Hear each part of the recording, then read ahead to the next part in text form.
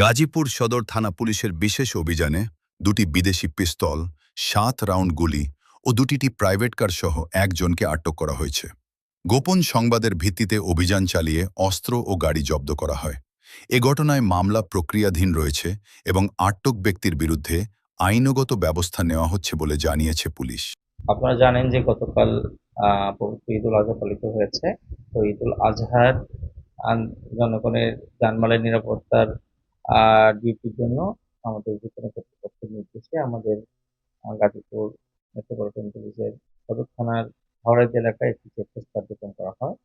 এই চেকপোস্ট কার্যক্রম চলাকালীন ওখানকার আমাদের সদর থানার ওসি নিজেই ওখানকার চেকপোস্ট তদারকি করেছেন এবং ওই রাতে আমাদের সদর থানার সদর জোনের এসি দিনাল সাহেব ওনার দুজনেই ওখানে চেকপোস্ট পরিচালনা করছিলেন এবং ওই সময় একটা প্রবক্স রঙের প্রাইভেট কার আসে, তাকে চ্যালেঞ্জ করলে সেটি পুলিশকে চ্যালেঞ্জ করে এবং পালিয়ে যাওয়ার চেষ্টা করলে। স্থানীয় খবর আপনার পাশে, আপনার খবর।